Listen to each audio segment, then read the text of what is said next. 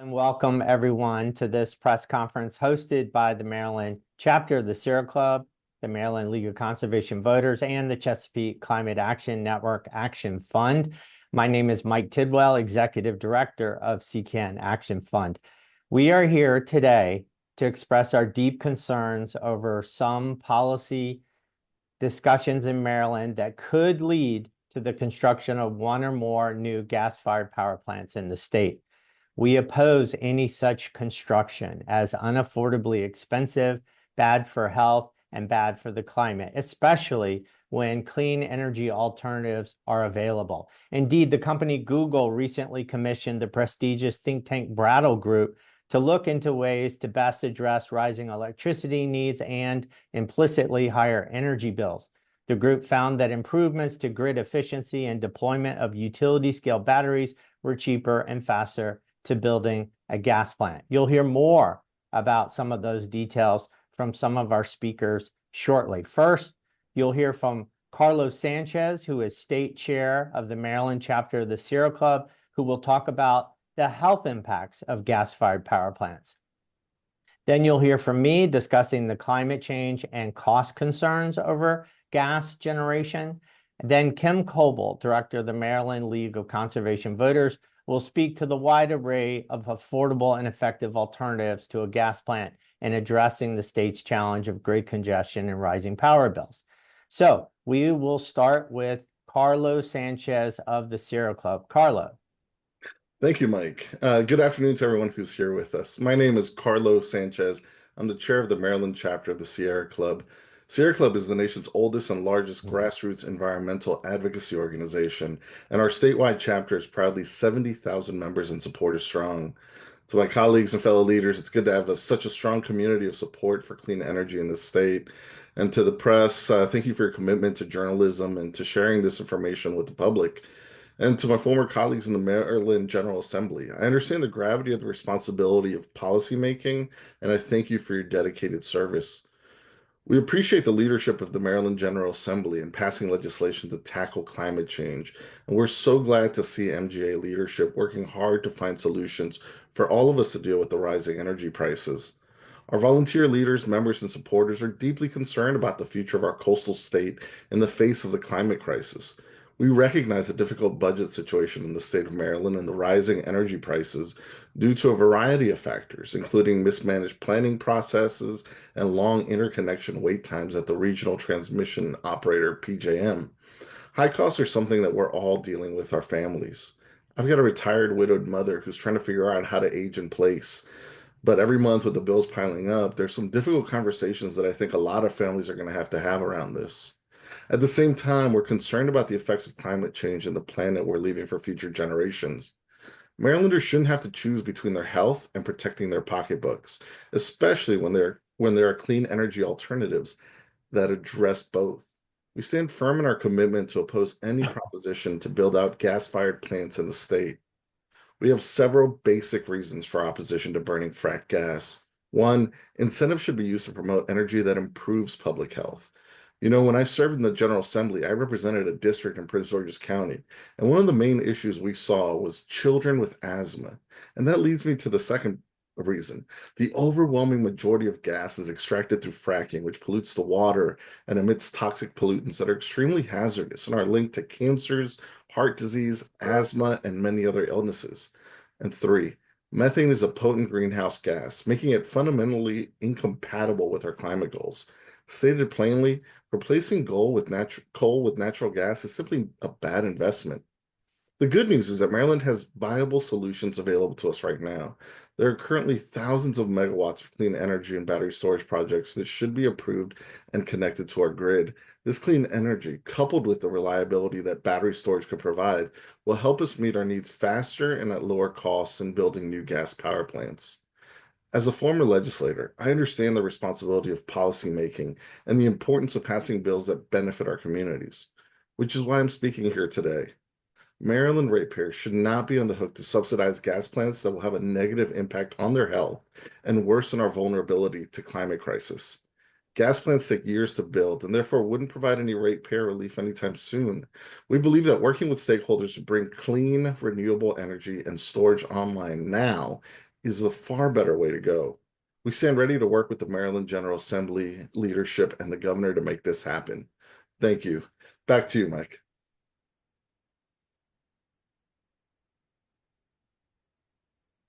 Mike, you're muted.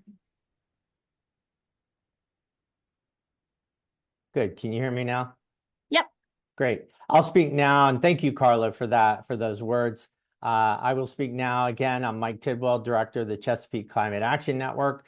Most Maryland voters will be shocked to learn that some lawmakers in Annapolis are considering a policy that could build a large gas-fired power plant or two in the state. Data shows gas, as Carlos said, is actually more expensive than modern battery storage as a way to address the state's rising use of electricity. And in an era of rapid global warming, with wildfires in California and flooding in downtown Annapolis, the last thing Maryland should be doing is building a new gas plant. Such plants using methane from fracked wells across the region would contribute to global warming as much or more than coal plants when you factor in the life cycle emissions from leakage and combustion. The cost too, it's being discussed that 3 gigawatts of new gas could be built in the state, equal to all the coal and oil-fired plants slated for retirement in our state. 3 gigawatts, if you just take readily available estimates from the U.S. Energy Information Administration, that could cost between $3 and $4 billion to build. And we have not seen any independent modeling or independent data from proponents of a gas plant that would show that this $3 to $4 billion would actually be cheaper than investing in battery storage, energy efficiency, and solar. So we eagerly await independent modeling that demonstrates how gas even pencils out beyond just the climate impacts. And by the way, that, if you consider the upper range of that, $4 billion, and divide by the number of Marylanders in the state, that comes out to about $2,500 for a family of 4 for polluting gas plants. Then, as some have said, would consider supporting a gas plant if it came with carbon capture and storage. That's expensive as well, and estimates are that could be as much as $350 million per year added to the cost of the plant. That's because at $150 a ton, which is the common estimate for carbon capture, you have to capture the carbon, you have to put it in a pipe, you have to send it as far away as Western Maryland, and then put it underground, where you hope that some subterranean cavern will permanently be sealed and prevent leakage.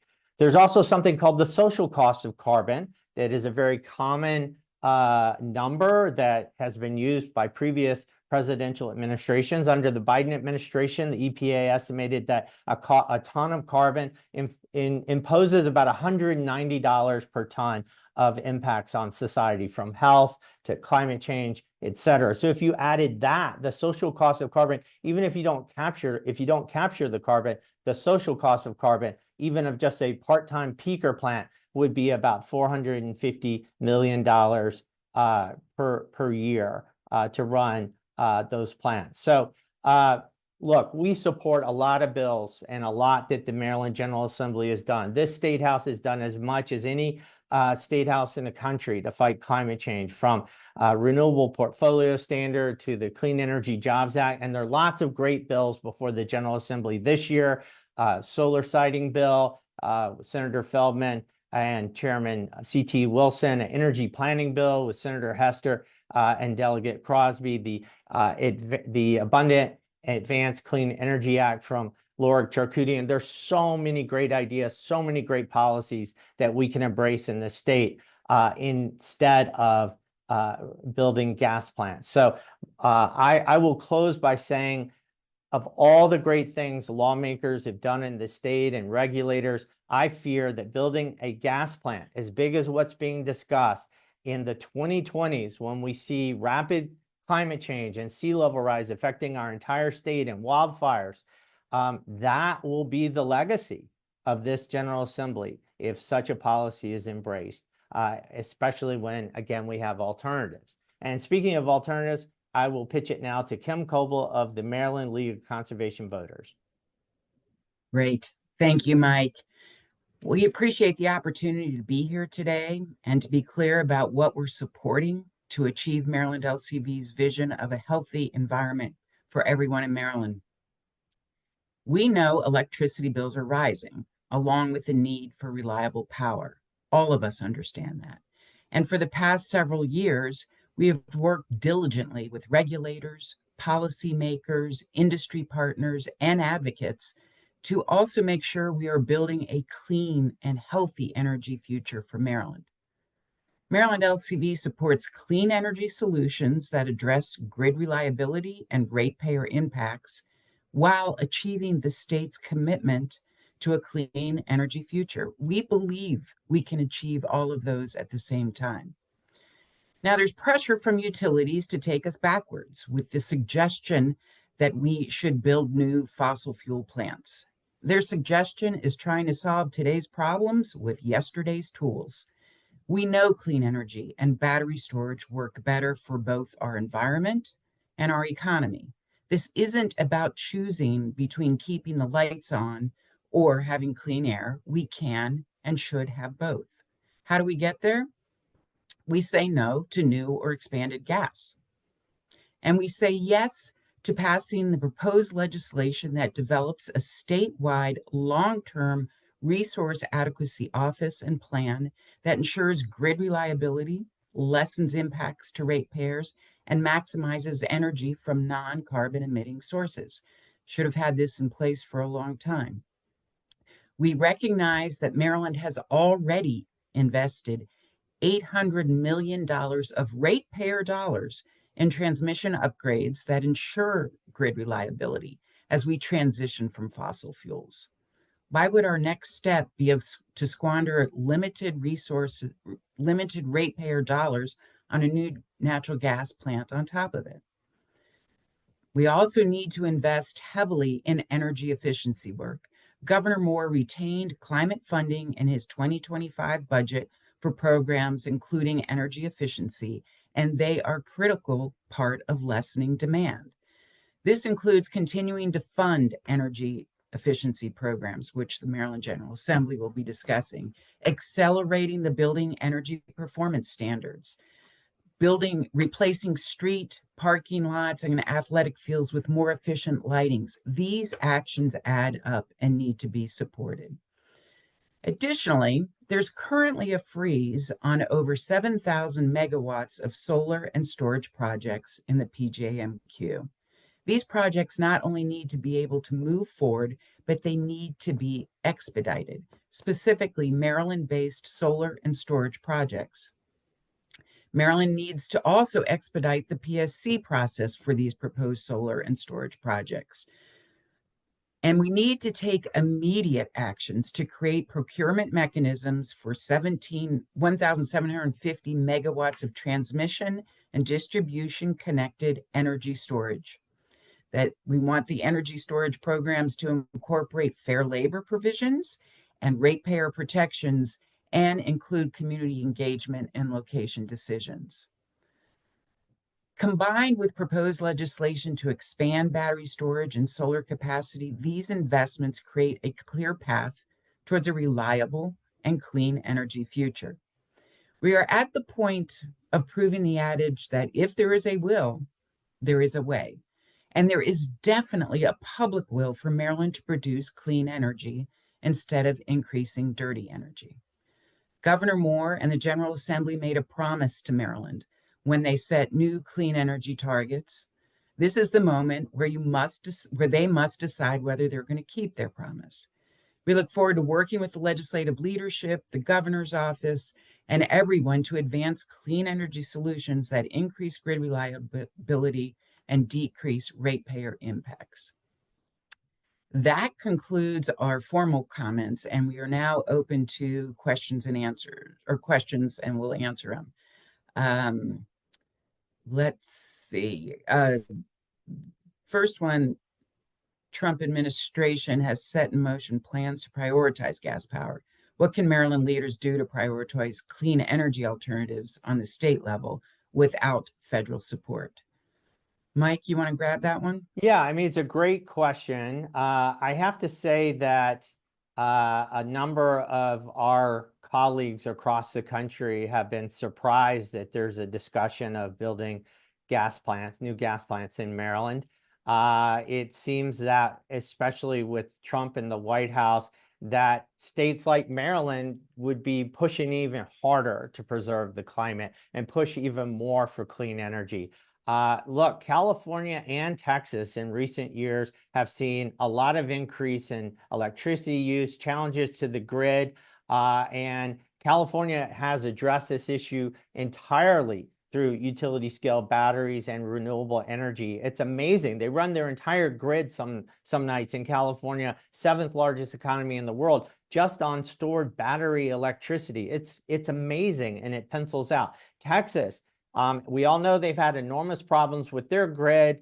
And yes, they've built a little bit more gas, which you would expect in Texas, but overwhelmingly they've addressed their grid problems with renewable energy, much more renewable energy than gas, and battery storage. So a state like Maryland, you would think we could do what California is doing and address our problems through batteries and renewable energy and efficiency. Especially during a Trump administration, we can do that. And I have to say, people across the country look at Maryland with a Democratic trifecta and super majorities in the House and the Senate, and they're like, if Maryland builds a fossil fuel plant with frack gas from Pennsylvania, what signal does that send to the rest of the country? What does it send to purple states like Virginia and blue states elsewhere? So I think there's a lot riding on Maryland's decision, whether to go with clean, renewable batteries and solar and efficiency,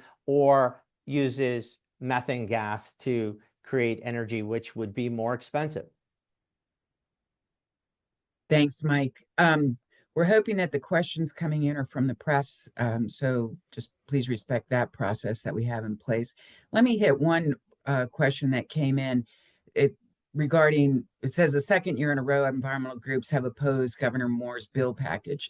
The proposals for building that new natural gas is not the governor's package. So there is not a conflict with where the governor's bill introductions are and this. And how the politics play out, this is the legislative session. And fortunately, as Mike pointed out, we've got a strong conservation-oriented legislature and administration. We will work with them to find a path forward.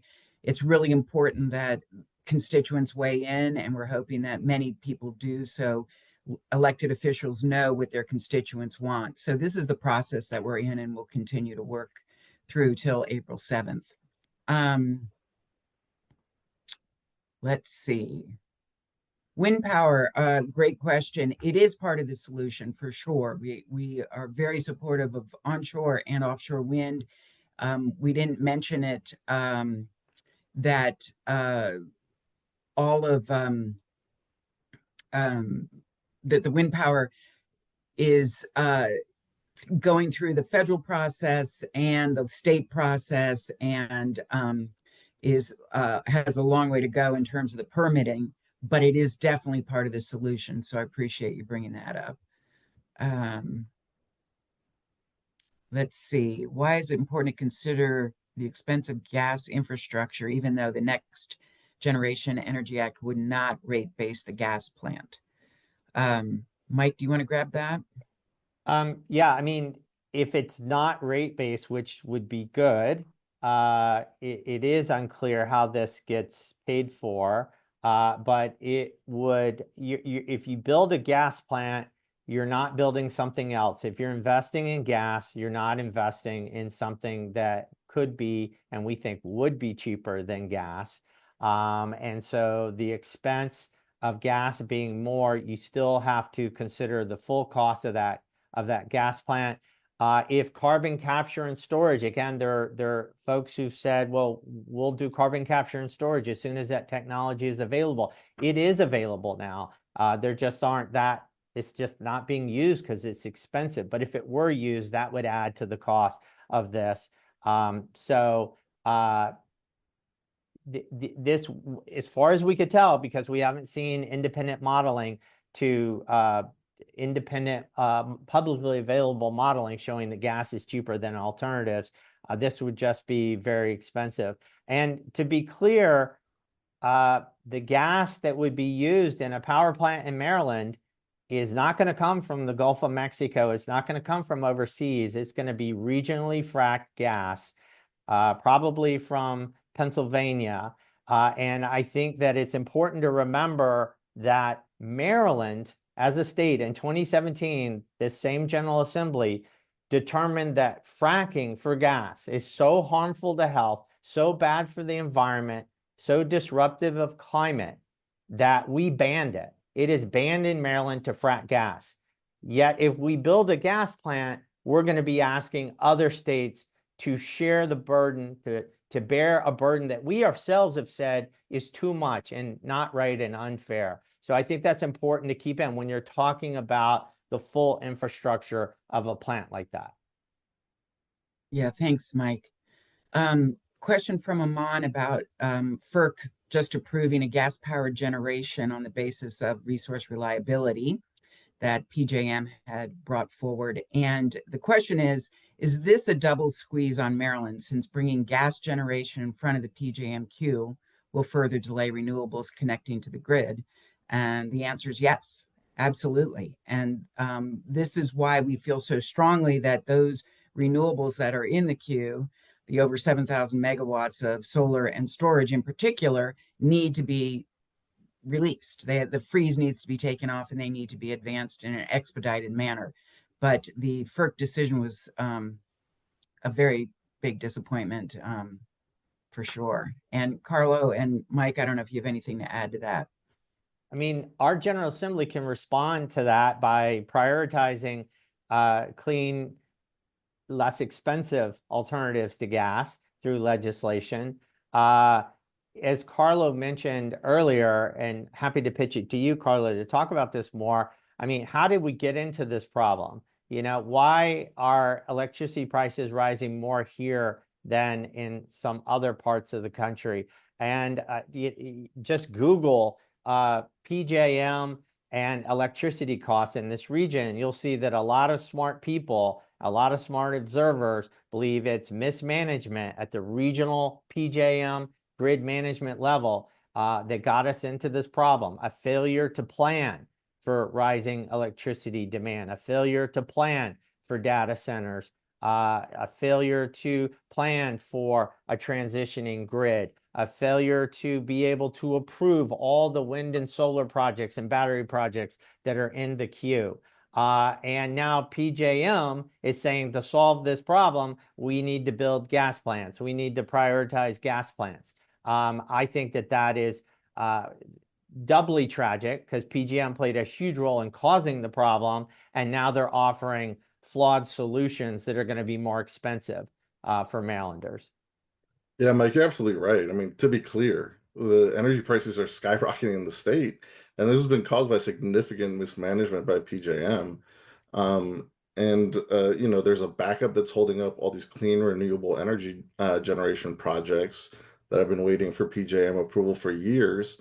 And the simple fact is that coal plants are closing across the country because they're uneconomical, right? And they're out of date technology. So they're not efficient. They're not, even the generators themselves are not making money out of it. And, you know, PJM hasn't allowed those recently retired coal units to participate in the capacity market. So that also spiked the prices as well. So it really does seem like it's an issue that PJM has caused by mismanagement on a lot of levels, as we've all talked about here. Okay, I'm going to go to Marcus's question about Governor Moore's budget proposal, which includes funding increases for some environmental efforts while also moving money away from some renewable energies. Do we have concerns about that? And our organization actually felt very good about Governor Moore's environmental budget and climate budget. What ended up happening, and I was just looking up the figures here, he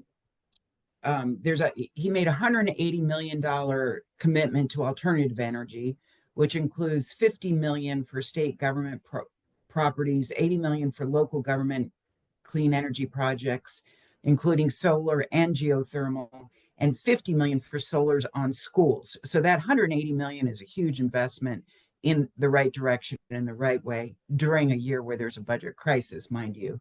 And the $150 million of the SEEF money, the Strategic Energy Investment Fund, that was removed or moved out, was an overage of what the state had anticipated. So there was so much money that was brought in through the RGGI program that there was 150 over that he took and put into the general fund. So we weren't happy to see that, but in this year it was a balance act that we accepted. So overall, felt that it was a pretty good budget for the climate, and we're hoping that the budget committees will also keep the climate programs intact and fund those.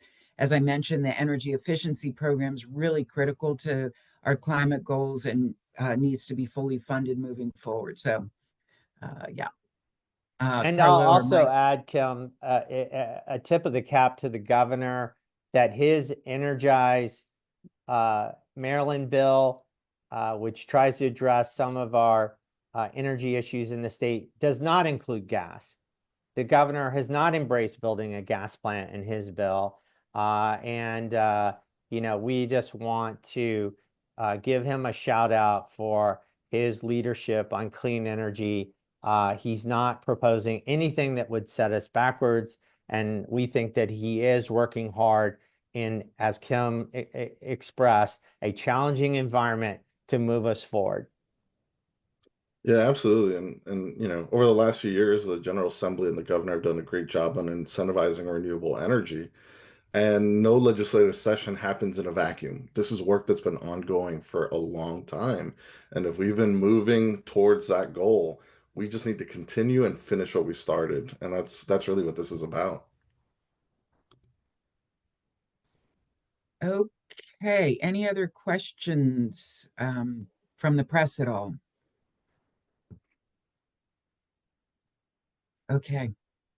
Well, thank you for taking the time, everyone. I appreciate you being here, and feel free to reach out to any and all of us if you have follow-up questions, and I'm sure we'll see you around town. Take care, everybody.